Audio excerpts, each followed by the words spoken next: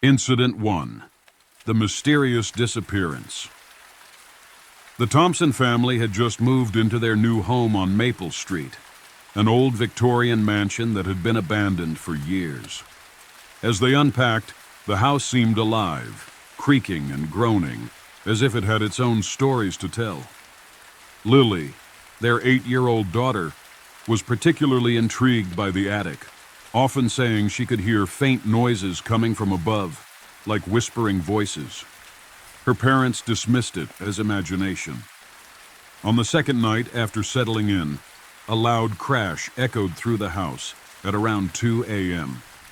The parents rushed upstairs to find Lily's bedroom door wide open. Her bed was undisturbed, and her window was locked from the inside. But Lily was gone.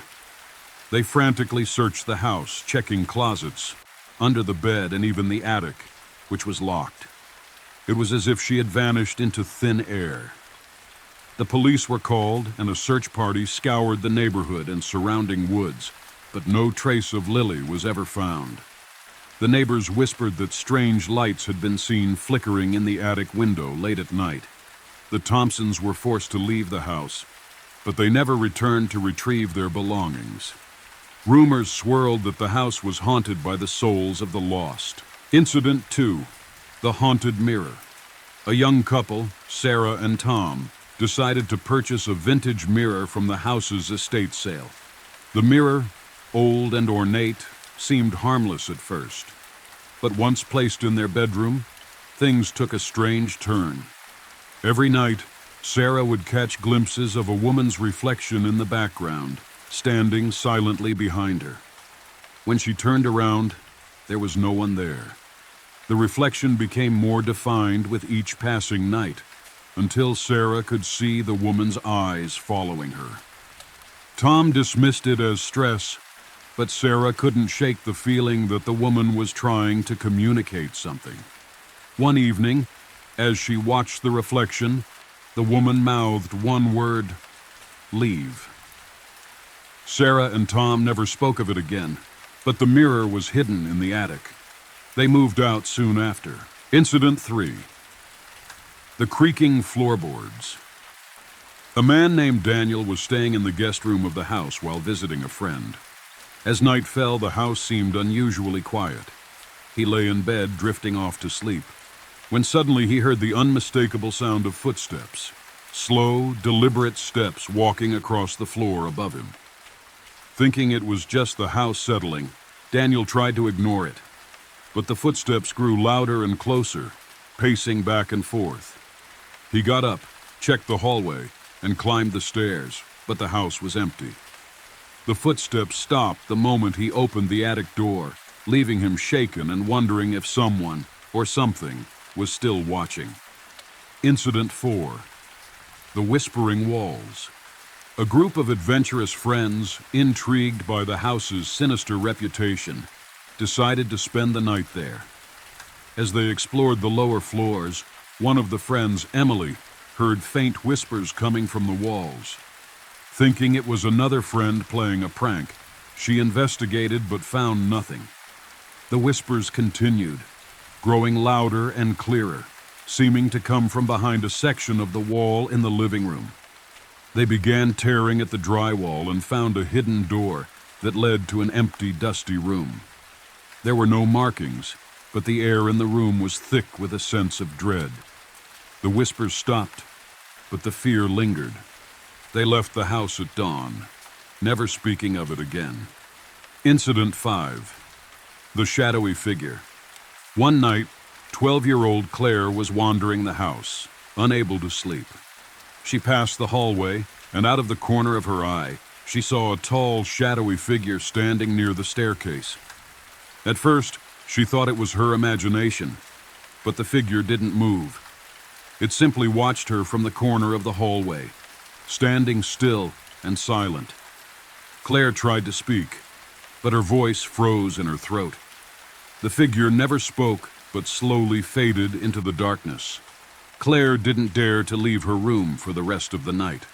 The next morning, no one believed her, but the figure's presence lingered in the back of her mind. Incident 6. The cold chill won. Winter night, Michael was alone in the living room, reading by the fire. The temperature outside had dropped dramatically, and the wind howled through the cracks of the house. As he sat near the fire, he felt an unnatural cold sweep through the room. It started at his feet and moved upward, freezing him to the bone despite the roaring fire in front of him. The cold seemed to settle around him, and he could see his breath in the air. The fireplace crackled louder, but it offered no warmth. Michael bolted to the door, desperate to escape, but the cold remained, following him until he left the house for good. Incident 7. The ghostly laughter. The Harris family had only been living in the house for a few weeks when they began hearing strange laughter at night. It came from the upstairs bathroom, echoing through the halls, as if someone were playing a cruel joke. At first they dismissed it, thinking it was just the pipes or an old house sound. But one night, the laughter grew louder and more distinct, and they could hear it echoing through the walls. The family went upstairs to investigate, only to find the bathroom empty. The laughter stopped, leaving them in an eerie silence. It was the last straw for the Harris family, who moved out shortly afterward. Incident 8. The bloody handprints. After a particularly heated argument, Sarah and her partner David stormed out of the house for a few hours, needing space. When they returned, they were shocked to find fresh blood stains on the front door. The blood led in a straight line from the door to the staircase. They immediately searched the house, but no one else was there, and nothing was amiss. The blood appeared to have no source, and despite cleaning it up, the handprints would reappear every time they left the house. Eventually, they realized the handprints were more than just an unsettling sight. They were a warning. Incident 9. The nocturnal tapping. Ethan, a young man staying in the house, woke up one night to the sound of tapping on his window. At first he thought it was just a tree branch brushing against the glass. But when he checked, there was no wind, and the tapping continued, getting louder and more persistent. Ethan peered outside, but there was nothing there. The tapping continued for what felt like hours, always on the same window. When he finally opened the window to check, he felt a cold hand on his shoulder, but when he turned around, no one was there. The tapping stopped, but Ethan's nights in the house were never the same again. Incident 10. The final warning. The last family to live in the house received an ominous warning, a letter left on their doorstep. The letter read, "Leave before midnight, or you will never leave." At first, they laughed it off as a prank, but the events in the house had grown increasingly strange. The door slammed shut by itself, lights flickered endlessly, and a strange feeling of being watched lingered in every room. Despite the warning, the family stayed.